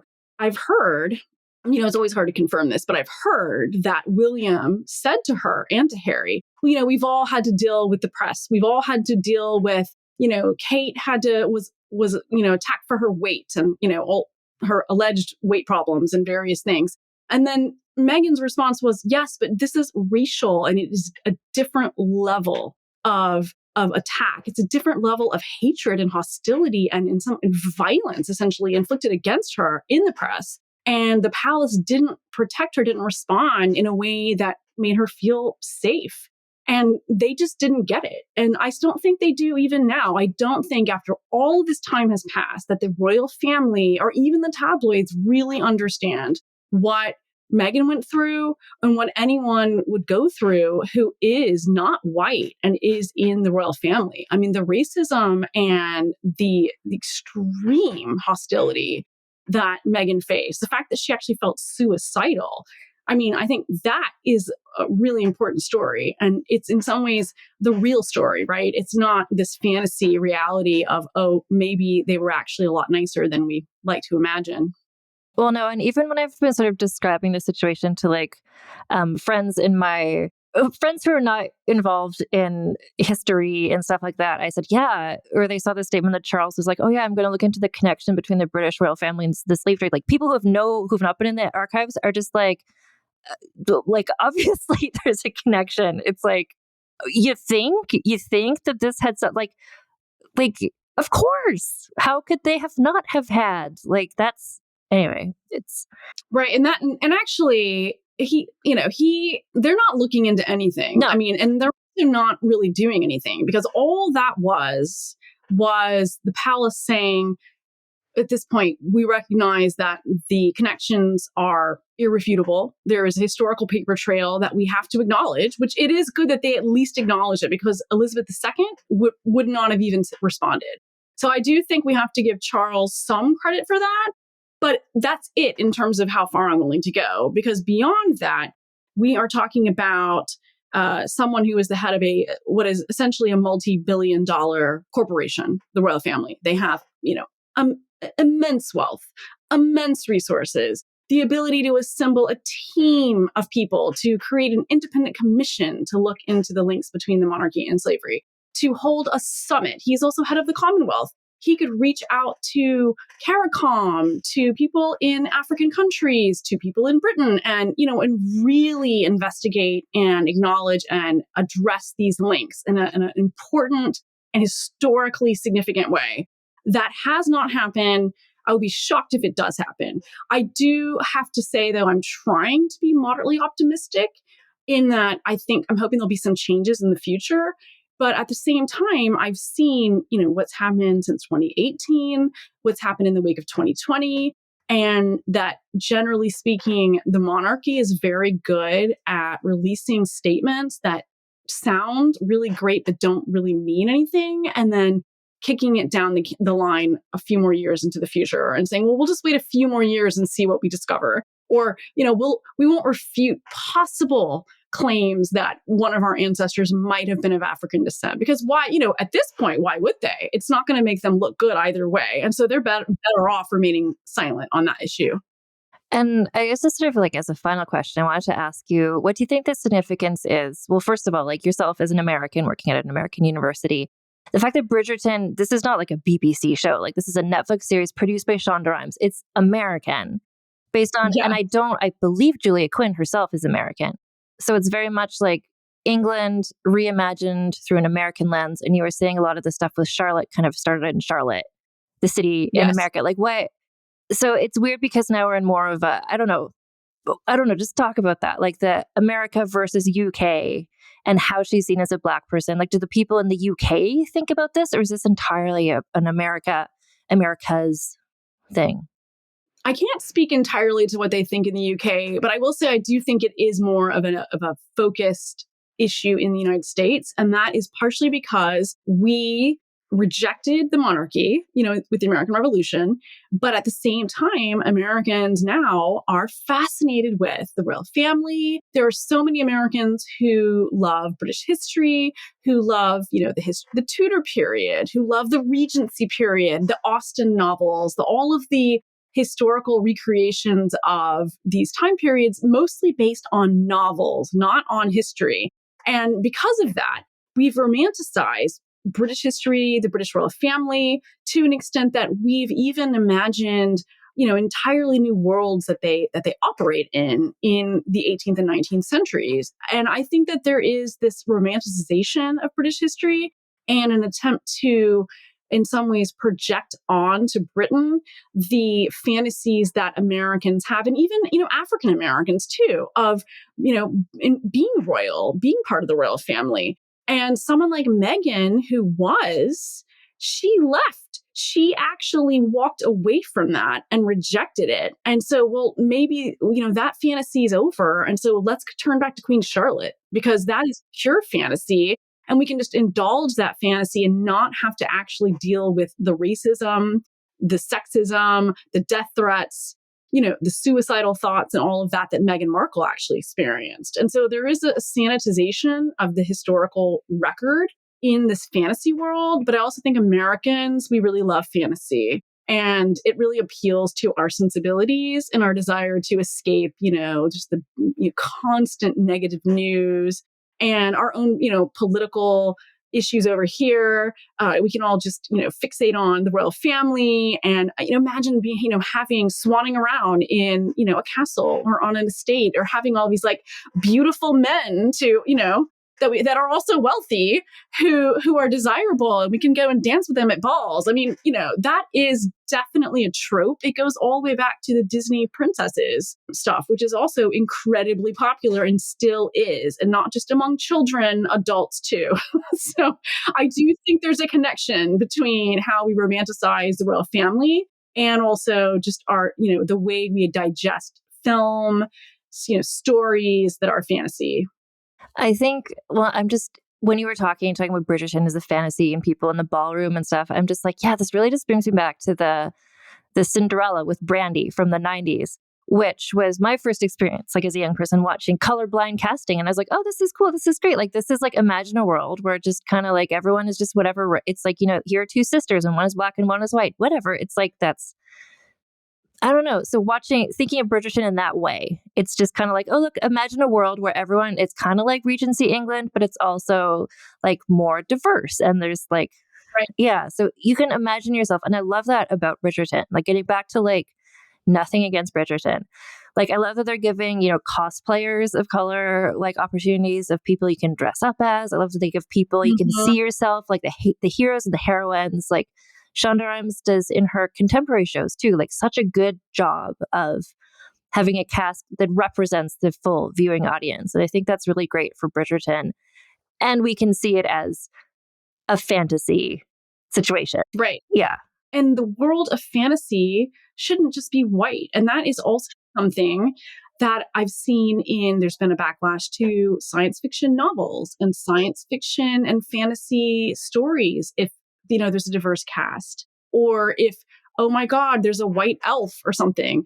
It's like, I didn't know you knew that all elves were white. I didn't realize that was a thing. I guess somebody dug around in the archives and they discovered a hidden treasure trove of elf letters. And they all said, we're all white and we always have been since time immemorial. But I mean, like, all of that always makes me so frustrated, imagining that here is this, in the actual world where we should be able to be whoever we want, and people should be able to see themselves represented in shows, in, films, and to have that be attacked by essentially white supremacists is horrific. And I think that that's also why this issue of Queen Charlotte's ancestry is so contentious, because if you question it, there's a sense that you are basically acting like those white supremacist people who are critiquing, you watched or read something in Tolkien and it wasn't all white characters, so that's not right. But that never was supposed to be real. That was always fake. That was always a fantasy. Why can't it be diverse and more interesting? And Bridgerton is also a fantasy, and it should be diverse and interesting. But the actual Queen Charlotte, I'm not saying she wasn't interesting, but she's definitely not as interesting as people want her to be. And actually, she herself, if she was here, would probably tell you that her life was not that interesting. She complained bitterly about how bored she was, how her life was tedious. She was into botany and she loved music, but she also was under the thumb of George III most of her life. And she did not like to go against him, because the number one reason he married her was that she had a reputation for being compliant, smart, but not political. Not philosophical, not anyone who might be radical, not someone who was a free, independent thinker. She was someone who did what she was told and did what George III wanted. And so when George III was not supportive of the abolition of the slave trade behind the scenes, neither was Charlotte. This is where, I feel like Bridgerton, as much as Bridgerton, the OG series, is a fantasy. I think this new Queen Charlotte series, everything you just described, is that is not the character in the trailer that I have seen. Not at all. No. And so this is where I appreciate as a sliding glass doors moment of let's do Bridgerton. And what if Charlotte was a Black woman? Okay. And then they create this fantasy world around that. And now Queen Charlotte is taking it even one step further. That wasn't even a book. Julie Quinn has since written a book about Queen Charlotte, but that was a breakout character and people want to see. And I love the imagery of her with her afro and everything. I'm this looks like a cool fantasy show. That's the prequel of Bridgerton, which is also a fantasy show. Yeah, it's not based on the actual Charlotte's personality, on her character. Imagine a show where the main character is just pregnant for 2 decades and is constantly writing letters talking about how she's so sick of, she called it my campaign, which was just being pregnant. And that was her job, was to ensure the succession. But then she did it and then some, to where they had so many children, they didn't even know what to do with all of these children. And 13 of them survived into adulthood, which was pretty amazing for that then and now, to think that she survived, her children survived. But I don't think that she had a life that she truly enjoyed. I think she was pretty unhappy based on the letters that I found. I think she tried to put on a good face and to be cheerful, but she also was someone who was very much about exhibiting complete self-control as much as possible. And that's what George III valued. And that's also what he wanted the rest of his family to be like. And they were constantly disappointing him. And so the real story of the royal family in the 18th century, in some ways, is a story of a dysfunctional, toxic family with all kinds of weird, daddy-son issues and other things. Daughters that were never allowed to go off and marry for years and years because they didn't want them to be independent and to, be free of them. But it's not a story about diverse people, diverse ideas, diverse worldviews. This is a conservative, extremely wealthy, privileged family. Yeah, it's really interesting to see. And I'm curious because there's a book that just came out that's called The Real Queen Charlotte. And I'm just in the midst, I'm going to be reading this. And I think people who watch Queen Charlotte, the series, or Bridgerton, who are let's read about this real life person, are going to be disappointed. It's not oh, here's this badass woman from history that, no one's told you about. It's no, here's this quite typical queen who was the reason we don't know a lot about her is because the stuff that she did was not scandalous, was not she did her job, right? She married the king. She had children that was top tier. That was what was asked of her and she did it. But that's not the Anne Boleyn story. That's not the Elizabeth I story. It's not some sort of person stepping out of line with expectations. No, she's not some proto-feminist or a rebel or anything like that. She's a conservative queen who was constantly pregnant and did what her husband told her to do in the majority of cases, and took care of him when he was ill, and then was his guardian later in life. And I just wanted to mention one thing because I think it's significant. So one of the quotes that's used to, back up this claim that she was actually of African descent was a quote from a physician made about her when she was basically on her deathbed. And he said that she had, quote, a mulatto complexion. But what he meant by that was yellow, because she was dying. And at the time, in the 18th and early 19th centuries, mulatto was a racial term. So this was a racial comment, but it could mean many things. And one of the things that it meant in terms of complexion was yellow. And I think a lot of people now don't realize that. And so when we look at historical evidence, even, letters and quotes and books that were published at the time, we have to not read into them our 21st century understandings of even terminology, because it's often not the case that what we think something means is exactly what it meant at that time. It might be similar, but there's often variations. And so I think this is another reason why, at least as a historian, I'd like to make a push to say this is why history education is so significant, because people have to not only understand the history itself and read and understand the context, but they also need to understand what terms people used. And so if you find certain, random pieces of evidence and you just point to go, aha, this one image means X.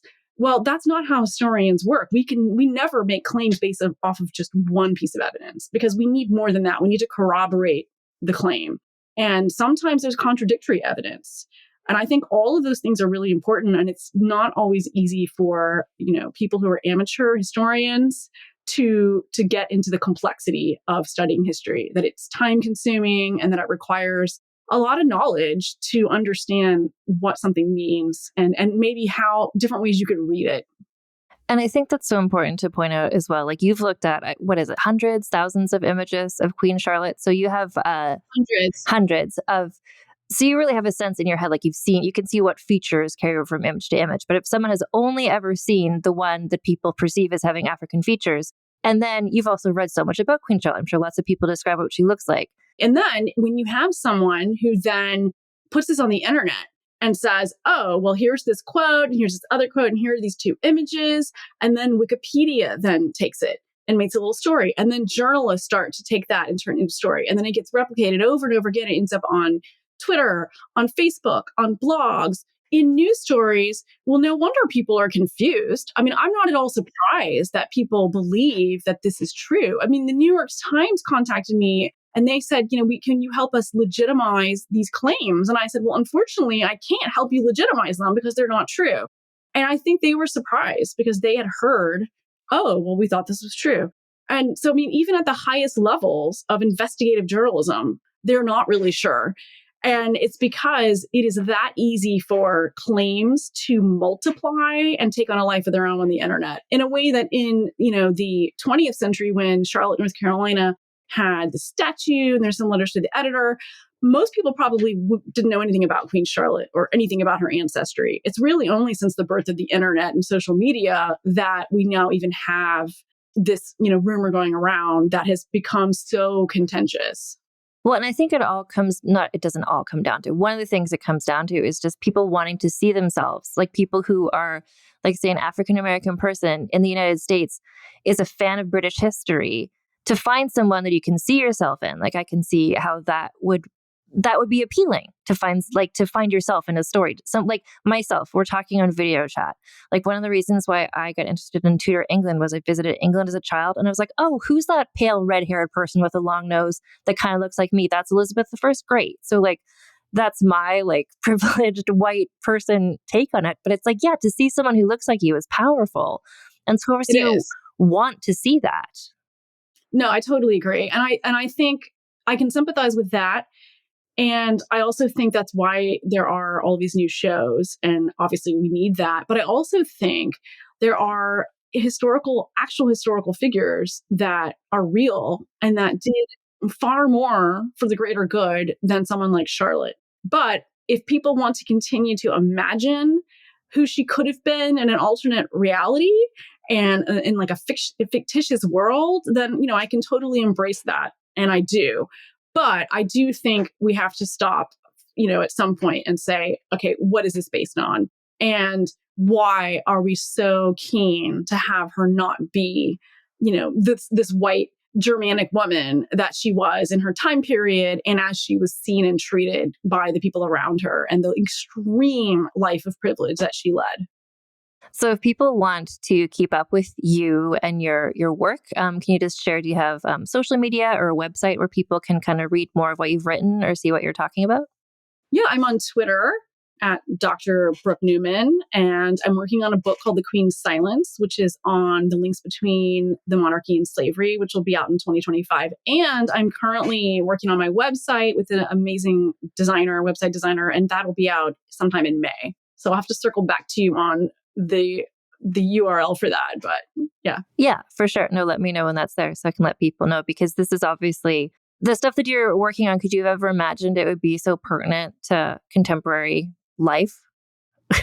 Well, what's funny, I was just talking to someone about this yesterday. I came up with this book project in 2017 on the monarchy and slavery.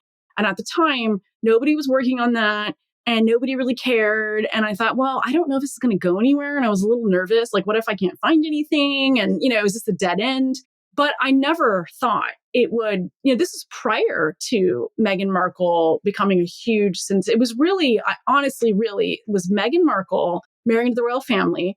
Everything happened to her, the 2020 Black Lives Matter movement, and then just the push across the Caribbean in particular for not only reparations, but to potentially separate from the monarchy and remove the monarch as head of state, and the royal tour, which was a complete disaster. All of that snowballed into my book, going from being this kind of esoteric, interesting topic to being relevant politically, socially, and historically. And so it's been really exciting, but it's also really stressful because of the fact that this is a book that it's going to be poured over and apart and funneled through the culture wars, because people are so anxious about, in their minds, rehashing the past and, bringing all the stuff up about slavery and all the rest of it. And so I'm, excited about it, but I'm also, it's making me need to really buckle down and get it done, and also just be really careful with it. God, I didn't even think about that. Yeah, because usually, and I've interviewed a lot of people on my podcast, like an academic writing a book they're writing a book and it's going to get a nice audience, of other academics and just like people who like reading history. But you're, just because of the profile you have and the topic, so you're writing this knowing it's not going to be like, oh, other historians will read this, but we're going to look at this in a really different way. Right. And you spend, writing these kinds of books, years just sitting in a corner by yourself, digging around in the archives, transcribing things, writing up your findings. It's a pretty lonely, tedious job, very time consuming. And then just suddenly realize, wow, the King of Britain has actually heard about my research and people are talking about it. And the Daily Mail is attacking me. And it's like, oh my God, it really puts a lot of pressure on you. I think the only way to deal with it is to try to just tune it out, because otherwise, and just tell the story. But I also have to say that this has been the most fun project ever. I went to a conference years ago, around 2019 or so, and somebody said, "Who's excited about their second book project?" And my arm shot up, and I was the only person who was excited. And I think that shows, because I was excited about my topic. I thought it was interesting. I thought, why isn't anybody writing on this? And why doesn't a book already exist? And now I realize that other people feel the same way. And as a reader, there is nothing better than knowing that there's an audience out there that actually wants to read your work and engage with it. Whether or not that engagement might be toxic to some extent, you can't control all of that, but it is really motivating and exciting. Yeah, exactly. To know that people, for any writer, to know that there's a bunch of people who are waiting with bated breath for your book to exist. And a lot of that is in a good way. Yeah. That's true. Yeah. There's always going to be some people who are just anti-history, talking about empire, slavery, race. We're having the same issues in the United States that they're having in the UK. But I'm hoping, and I do believe, that the public is eager for this history and they want to know more. And the more that they learn, the more skeptical they're going to be of these claims that none of this matters, or that we should all just move on and not talk about it. I think people are going to realize, wait a minute, there's actually a lot here, and we do need to engage with it and address it. And I wonder too, what effect, not your book specifically, but just culture kind of moving in that direction might have on maybe people are going to stop romanticizing, English history, English royal court in past eras. and maybe we can romanticize somewhere else in some other time. Yeah, exactly. I mean, I don't know if they will anytime soon, because I mean, there's still like Jane Austen. Oh gosh, yes, yeah. I heard Hilary Mantel, before she died, was working on a Jane Austen, compilation novel of various, and everyone was like, "Oh, I wish I could read that." I mean, I would have read that too. It sounds really great. But at the same time, I think the more people know, the more they're going to be able to separate between fantasy and history. Yeah. Well, thank you so much. I was so excited. Honestly, I was thinking about the Queen Charlotte thing, and I saw something you tweeted, and I was just like, could I ever get her on my podcast? And you agreed, and I was so excited. So yeah, no, this was great. It was really fun. Yeah. Thank you so much. Honestly, I learned so much. I learned so much talking with both Stacey Morrell, Dr. Brooke Newman. Thanks again to both of them for taking the time to just teach things to me and to all of you as well, because this conversation, it's really interesting, and it's not a simple thing to talk about. It's not as easy as like, was she Black? Yes or no? Like as you heard in this like hour plus episode, there's so much nuance to this. There's so much the connotations it has to the contemporary royal family. I think this episode is coming out the same day as Queen Charlotte. The Bridgerton series is on Netflix. So I was trying to time it to that just because I would imagine people would be especially interested in Queen Charlotte at this point in time. And then next week, so this Wednesday coming up, I'm going to have an episode, like a traditional vulgar history episode about Queen Charlotte herself, like her life and times. What was it like? But I really didn't want to do that without getting into this discussion of her race. And I wanted to give this the time and the nuance and the expertise that it deserves. So both Stacey and Brooke are both on Twitter, and I'll put their handles in the show notes as well. I'll also put a link to both of their academic websites if you're looking for an expert to like consult about these things. Clearly, they both are top of the game to talk about these sorts of issues. And I'm going to also put a link in the show notes to get to and I'll share it on social media as well, to Stacey Morrell's YouTube presentation about if you want to get even more into the Madragana of it all. So yeah, this was a special investigative report of vulgar history. I'm just here facilitating, really. I was letting them just explain all these things to me and also to you.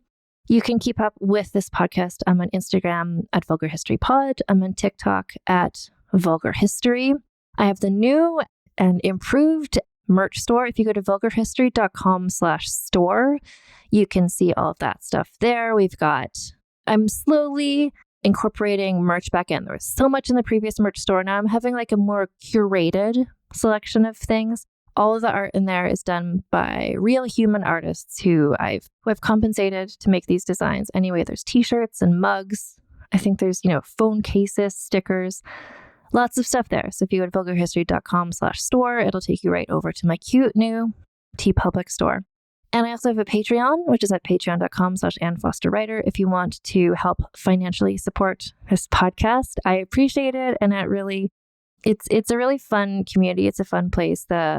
When you join the Patreon for at least $1 a month, you get early ad-free access to all the episodes of Vulgar History. And we have nice little chats about the episodes there before they come out to everybody. So I can sort of get a sense already of what the reaction might be.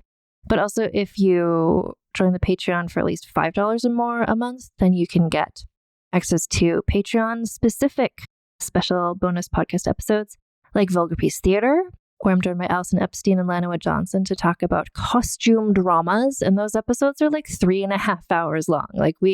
I don't think we've had an episode of Vulgar Piece Theater that was not itself longer than the movie being discussed. They're wide-ranging conversations.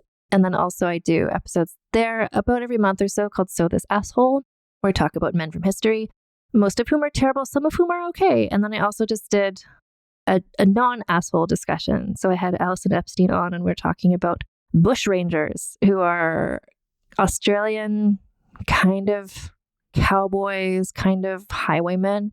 And that's just called So These Guys.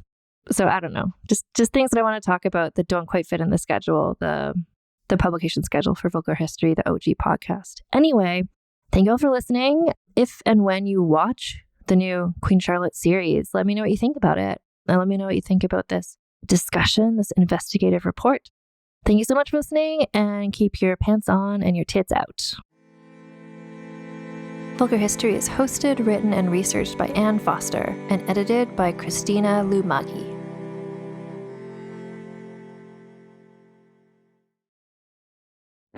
Welcome to the small town of Chinook, where faith runs deep and secrets run deeper. In this new thriller, religion and crime collide when a gruesome murder rocks the isolated Montana community. Everyone is quick to point their fingers at a drug-addicted teenager, but local deputy Ruth Vogel isn't convinced. She suspects connections to a powerful religious group. Enter federal agent V.B. Laureau, who has been investigating a local church for possible criminal activity. The pair form an unlikely partnership to catch the killer, unearthing secrets that leave Ruth torn between her duty to the law, her religious convictions, and her very own family. But something more sinister than murder is afoot, and someone is watching Ruth. Chinook, starring Kelly Marie Tran and Sanaa Lathan. Listen to Chinook wherever you get your podcasts.